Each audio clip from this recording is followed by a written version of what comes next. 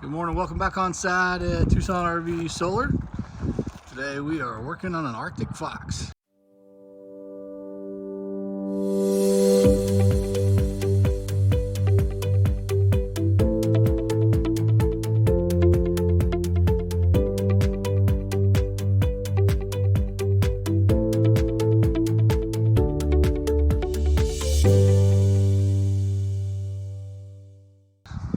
We'll talk through this just a little bit. We have already taken the original 200 watts, which are on the other side, or 400 watts rather, added another Go power panel on the other side for that string, and then they already had pre-wired another set for us, so we added another 600 watts right there. Both of those running through new Victron MPPT 100/50s, and then had to solve a few problems. So if you've been on this channel before, you know the first problem we worry about is where's the shore power, where's the transfer switch?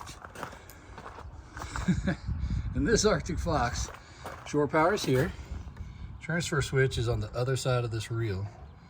Inverters are going way up there.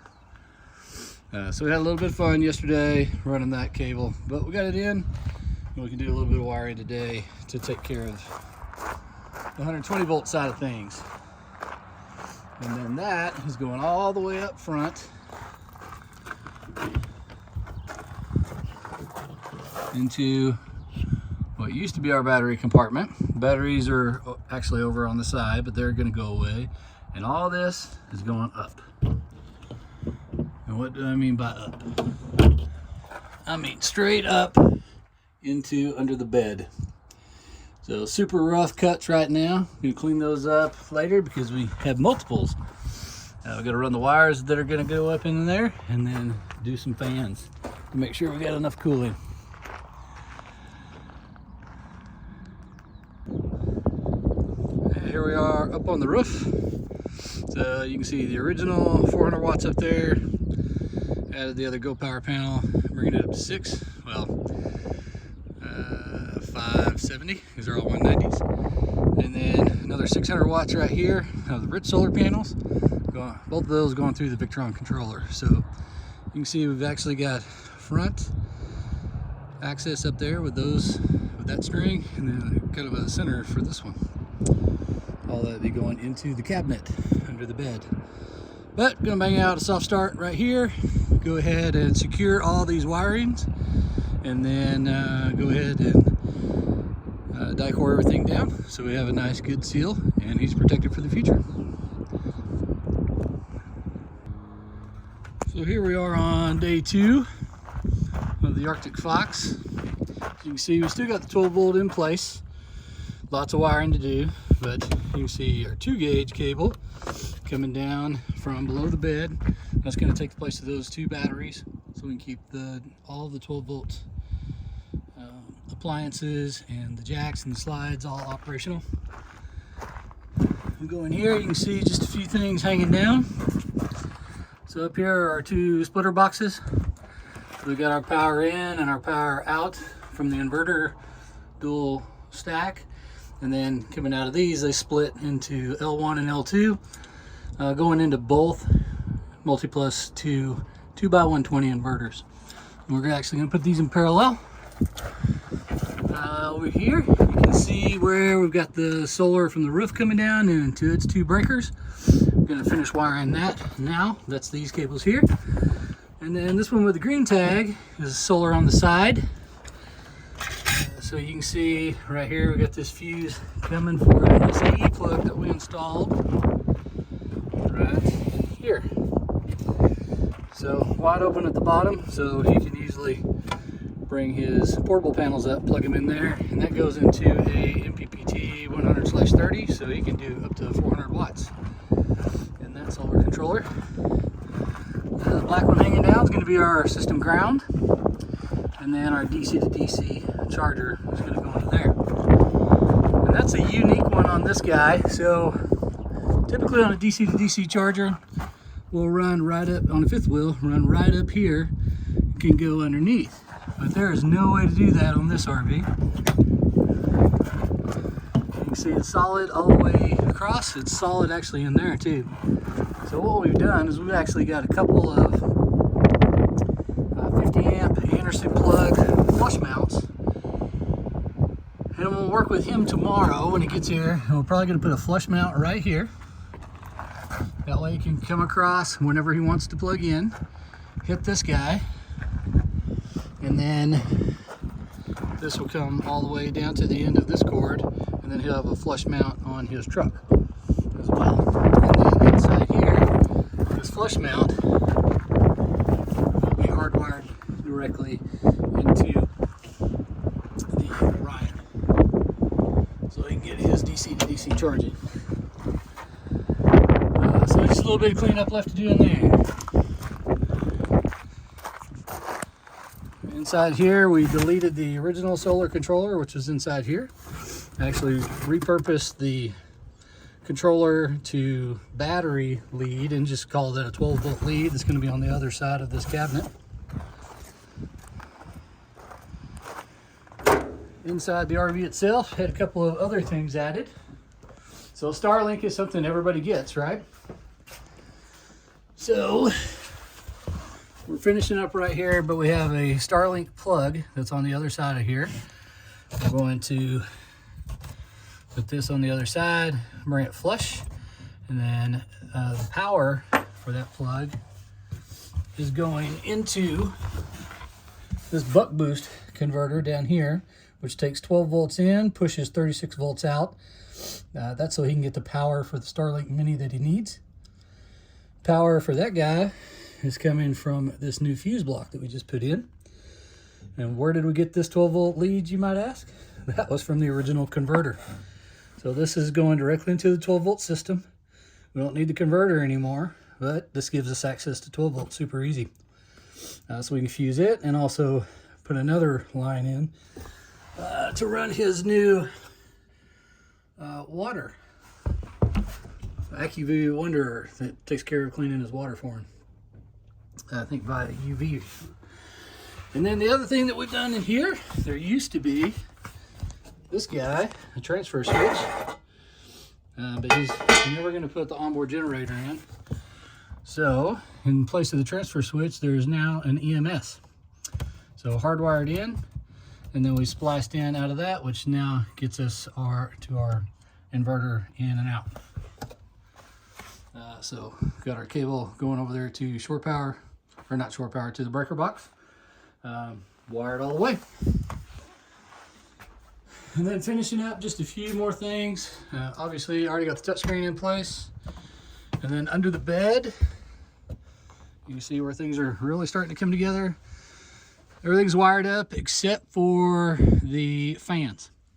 So I've got a couple of fans down here that we're going to wire in to be automatically engaged with the relay. So once it hits 90-ish degrees, 95 degrees under the bed, it's going to kick on automatically and then push that hot air straight down into the cargo compartment, so it'll be out of the way. We don't think we're actually going to need inbound fans because it's actually open all the way across under this bed. It's not actually sealed. So you got your two inverter fans doing their job, bringing in air. And then hopefully we can save another hole in the side of the bed for the owner. With that, we'll get back at it and we'll show you the finished product here tomorrow after a lot of programming. One of the things that we do for all of our installs is test before we push all the power. So in the instance of solar, we verified continuity of left and right going to the roof. Now we have two sets of panels. Both of them should be somewhere around 60 volts because it's 3 panels in series. They're 20 to 22 volts each ish, and that's VOC. So we're gonna, which is volt open current. So we're expecting kind of a higher voltage on each one of these. Now I got negative going on the left on each, positive on the right. And so I expect to see a positive 60-ish volts when I test that. And so down on my multimeter, there's my positive 62 volts.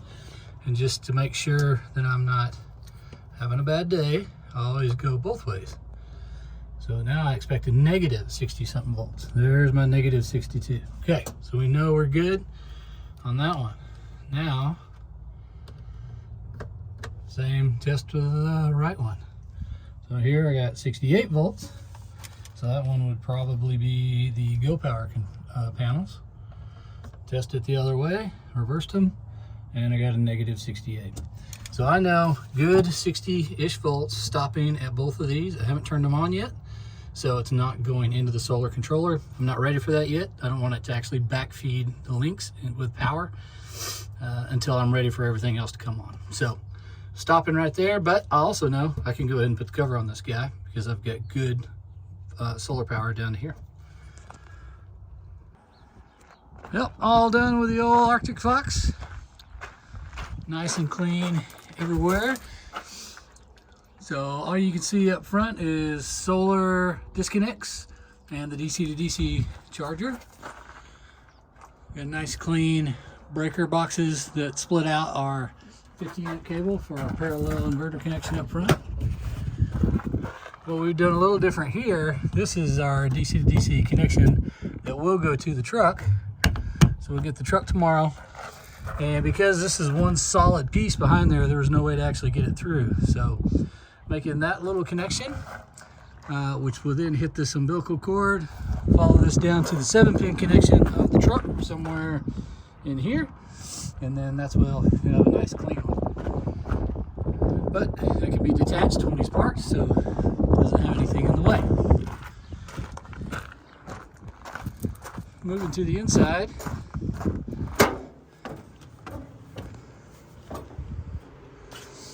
Got the new EMS, inline EMS that's installed, and then got our new circuit breaker panel down there that powers both his UV cleaner for his water, and then behind there where you can't see it, gives him power for his Starlink. All that coming out of this awesome installation. Turned out super clean. You see where it's coming up from below, splitting out into our two inverters, which are both multi plus 2 2x120s, and they are in parallel configuration. They're running off those two Epoch 460 amp hour batteries in the back. Go through our Class T fuse, shut-off switch, and then the two Lynx distributors. In the back, you can see a 150 or 100/50 and a 100/30 on the left, another 100/50 on the right, and the Servo GX, bringing the brains to the whole outfit. Another thing that we did here is going to have some heat build up under the bed with the two inverters. It won't be too bad though, because the bed itself actually doesn't completely seal. So there's plenty of ventilation getting in. But just to help things along, we used the Servo GX and a relay off of a temperature sensor.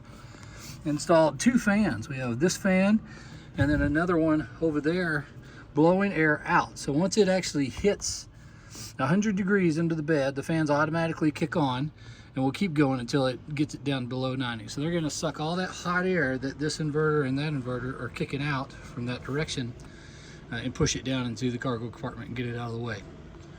So overall, nice clean installation. Going to be another happy customer as soon as he comes to pick it up.